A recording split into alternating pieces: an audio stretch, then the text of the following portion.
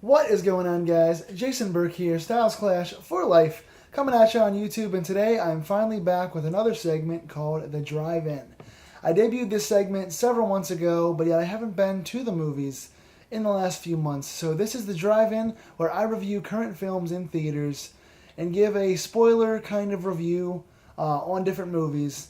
This one is for M. Night Shyamalan's Split. I've seen this one all over YouTube. I've seen a lot of theory videos. I've seen a lot of reviews, spoiler and spoiler free. So I wanted to give my own drive-in version of what I think of Split. There might be spoilers in this video. I don't know. I haven't really thought much about it ahead of time. I just wrote a few quick notes down. I don't have much of a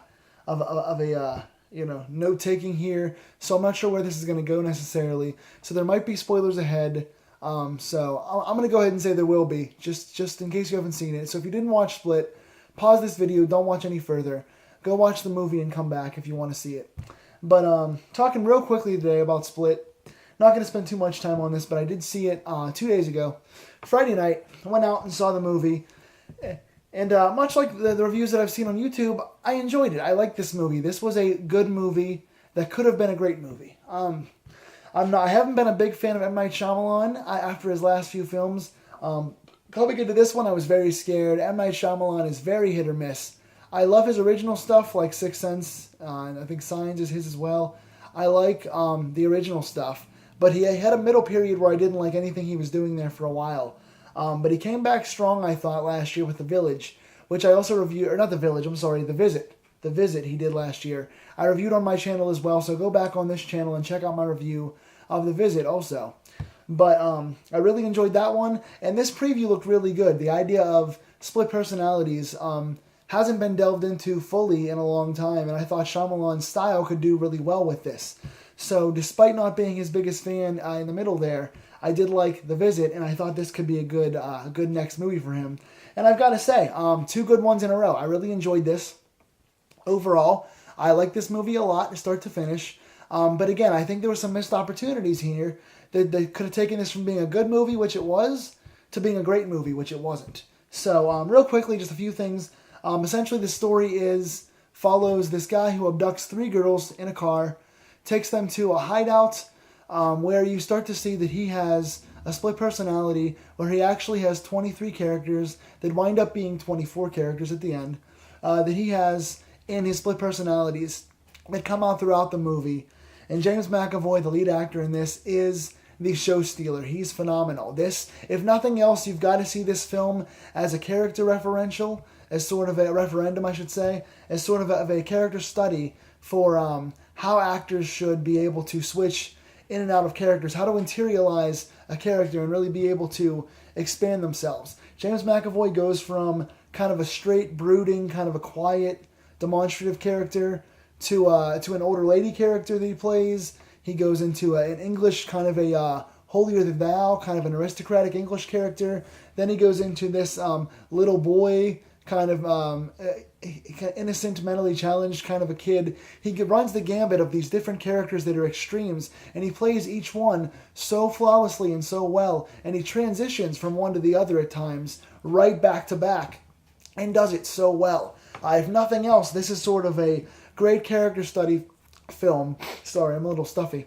Character study film that you have to look at if you're sort of in the business. If you're an actor or you're a director and you want to study how to seamlessly jump in characters like this, you have to watch James McAvoy in this film.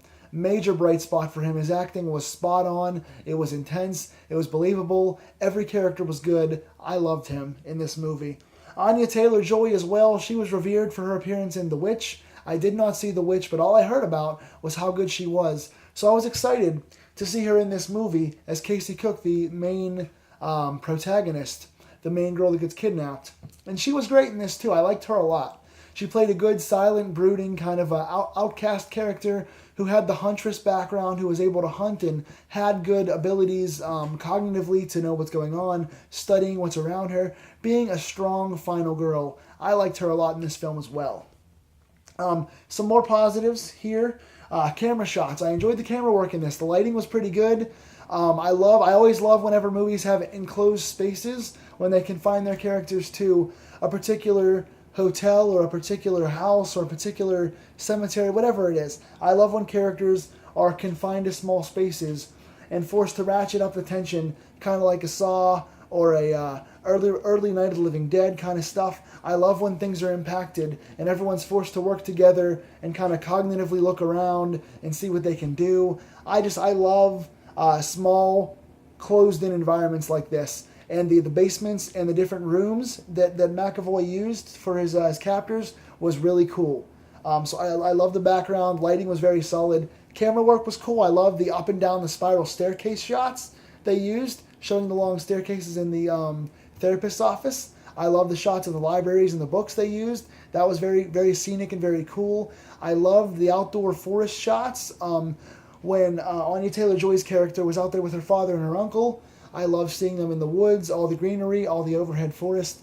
That was beautiful as well. I liked the way the camera worked in this, especially going back and forth at the end in the mirror with McAvoy's characters, switching in the mirror to himself back and forth. Again, if you've seen it, you know what I'm talking about. But I loved the camera work for this.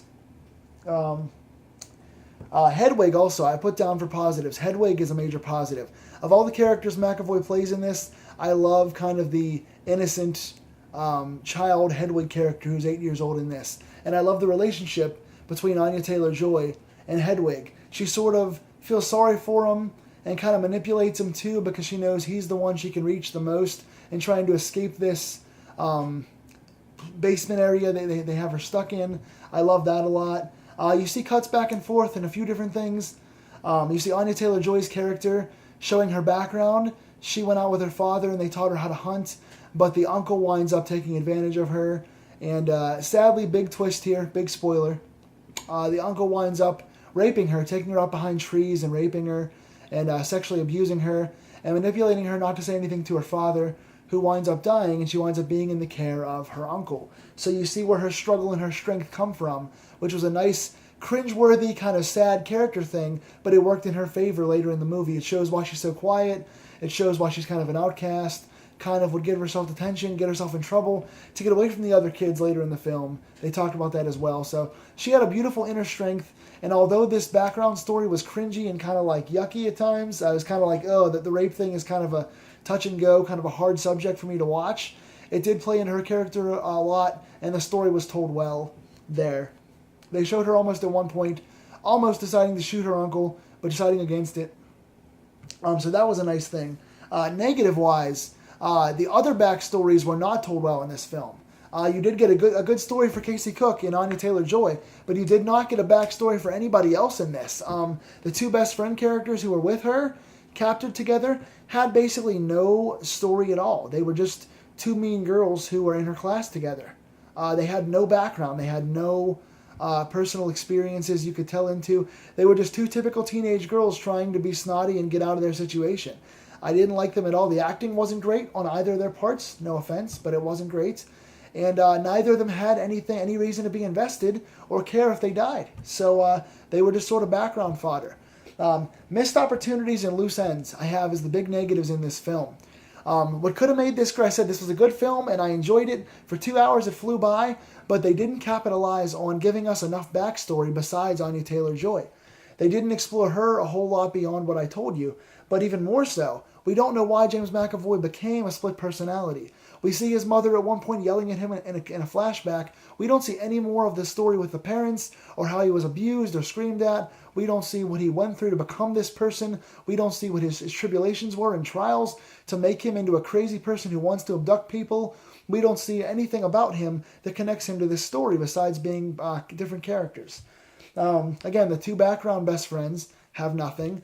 And even the psychiatrist who has a relationship with James McAvoy's characters, Kevin and all those guys, we don't see her history with him or why they became so close together after all the years. We don't see why she wants to stick up and figure out what the split personality disorder has to do with the world. We see her in Skype conferences talking about trying to make all the split personality people able to live on their own and trying to give them freedom to go out and live in the world comfortably. She wants them to all graduate on to become themselves and be comfortable in their own skin. We don't see why. We don't see what her history with the disease is. We don't see much of her history with McAvoy. So again, good characters and good dialogue back and forth, and it's well paced. but you don't get any of the stories behind it. If they went and took 5 minutes to explain each character or 5 minutes to show cutscenes of their relationships, you would get more invested when things happen. So when they all get butchered and when they have these confrontations, you aren't invested because you don't know what's going on really. So I think that's essentially it. There is, of course, the one big spoiler at the end. Again, massive spoiler. Bruce Willis's character from Unbreakable is at the end. Okay, so let me go ahead and wrap this up. In the end, James McAvoy, as a twist, he winds up finding out that Anya Taylor-Joy, he's going after girls that are entitled and are totally pure and have experienced no strife. So when he finds out that Anya Taylor-Joy is not pure and has struggles and scars on her body, he leaves her alone to escape. So all the friends die, but she gets out okay because of her problems with her uncle. So she gets out, and they find out that the prison they've been kept in is where James McAvoy works, at the zoo, with some pretty cool lion and tiger pictures and shots. But it's kind of a random thing, it kind of comes out of nowhere. So it is a little twist, but it doesn't really have much resonance. So it's cool, but there's no story behind it. But in the end, you find out the uncle's still alive. She's still under the uncle's care. She gets released to him at the end. And he's still alive. He's out there on the loose, essentially, after the murders. And Bruce Willis comes up in a diner, and they realize that Mr. Glass is the character Bruce Willis was coming across in Unbreakable, which is now... they sort of integrated Unbreakable in with this movie. It's hard to explain because I haven't seen Unbreakable for a lot of years. I did like it when I watched it, but it was another film that was good and not great. But this is a tie-in, basically. Bruce Willis's character, maybe now hunting McAvoy's character. So now we're possibly going to get like an Unbreakable 3, is what Shyamalan says. So what sucks about this is, as cool as the tie-in is, as much as I'm enjoying seeing this, both movies were good. I want to see the sequel now. If you haven't seen Unbreakable, you're going to be lost on this. You're not going to understand the twist. So they sort of put this in, making you have to see this previous movie to understand the ending of what's going on. So that's kind of weird. So, all in all, visually, very positive movie. Good, strong lead protagonist actress. Great acting out of McAvoy and Anya Taylor-Joy. Excellent job there. Pretty smooth story. Pretty fast 2 hours. Entertaining characters. Nice little twist in the end. But, again, they didn't go out of their way to explain a lot of the characters' histories with each other and their backstories, and really why he even chose these girls in the first place besides just watching them, and why he became these characters. So, not a lot of background, not a lot of storytelling, but the stuff you did get for the 2 hours was good. So, a good movie that easily could have been a great movie, but wasn't. So, I give this a 7 out of 10 overall. So, very solid, but not great. If you want to see good character acting and a pretty entertaining character differentiation in McAvoy and pretty good acting from the front characters, I would say go check this out. I give it a 7. So what did you guys think? What did you think of the twist? What did you think of the Unbreakable stuff? How awesome was McAvoy? How much did you love Anya Taylor-Joy?